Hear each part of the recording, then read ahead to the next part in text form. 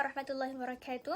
Nama saya Amni Umairah. Menuju tahun 2022, masalah keruntuhan akhlak dalam kalangan remaja sangat membimbangkan dan seperti tiada penghujungnya. Jika kita lihat senario pada hari ini, ramai dalam kalangan remaja kita terlibat dengan gejala sosial seperti meragut, mencuri, menagih dadah dan sebagainya. Namun demikian, apakah puncanya? Hal ini disebabkan oleh kegagalan institusi kekeluargaan. Institusi kekeluargaan yang terdiri daripada ibu bapa dan anak-anak sepatutnya bekerjasama dalam mempertahankan kebahagiaan institusi kekeluargaan masing-masing. Ibu bapa seharusnya melindungi dan mendidik anak supaya mereka tidak tersalah arah dan tidak terlibat dengan gejala sosial. Kegagalan institusi kekeluargaan berpunca daripada kekurangan ilmu tentang hidup berkeluarga dan pelbagai ilmu dalam alam perkahwinan.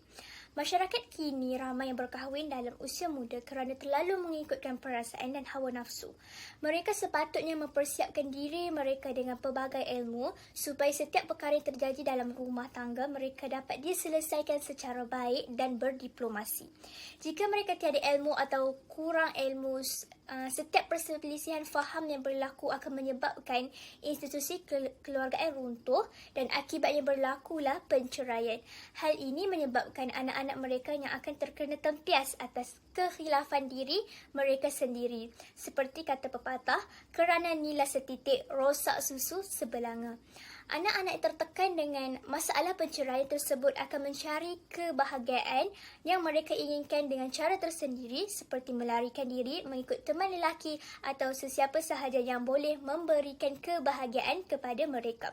Oleh itu, ibu bapa perlu sedar bahawa kekurangan ilmu dalam institusi kekeluargaan boleh menyebabkan berlakunya keruntuhan akhlak.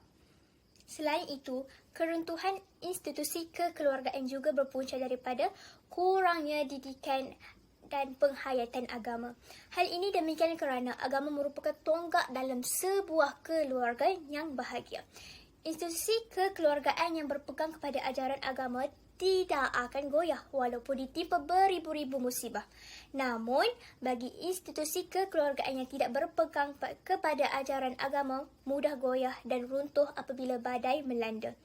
Anak-anak yang kurang penghayatan agama mudah terpengaruh untuk melakukan perkara-perkara negatif seperti merempit dan sebagainya. Anak-anak ini perlu dididik menghayati agama sejak kecil lagi seperti kata pepatah, meluntur buluh biarlah dari rebungnya. Jika sudah menginjak ke usia remaja, mereka sukar menerima nasihat dan melakukan perubahan. Mereka lebih rela membuat keputusan tanpa memikirkan kesan dan tidak berpaksikan kepada ajaran agama. Akibat daripada itu, mereka mungkin akan terjebak dalam perkara yang tidak sihat seperti merokok dan sebagainya. Oleh itu, kekurangan didikan agama boleh mengakibatkan keruntuhan institusi kekeluargaan dan sekaligus menyebabkan keruntuhan akhlak dalam kalangan remaja. Seterusnya, keruntuhan institusi kekeluargaan juga berpunca daripada kesibukan ibu bapa yang asyik mengejar kemewahan duniawi tanpa menghiraukan tentang anak-anak. Hal ini sering terjadi dalam dunia yang sedang membangun ini.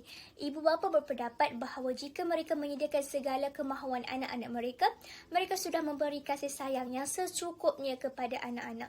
Namun demikian, anak-anak merupakan insan yang perlu dididik dengan betul supaya mereka jadi insan yang berguna.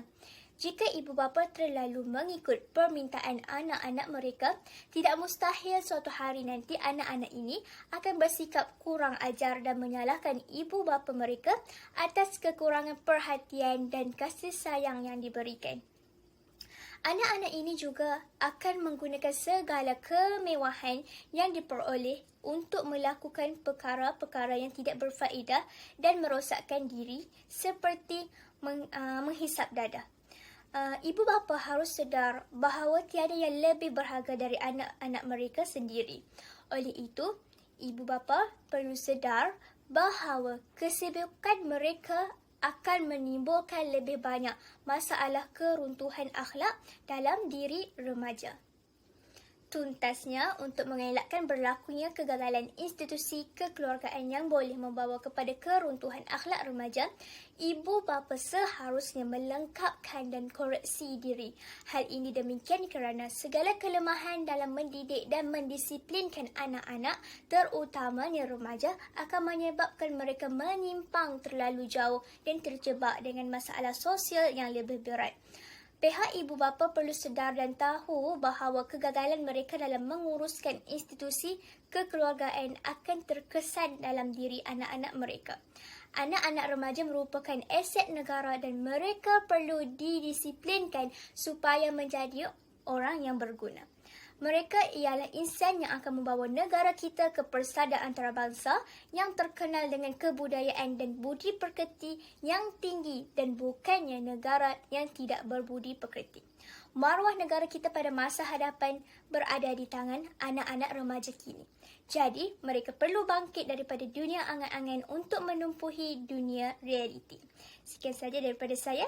Wabillahi taufiq wal hidayah. Wassalamualaikum warahmatullahi wabarakatuh.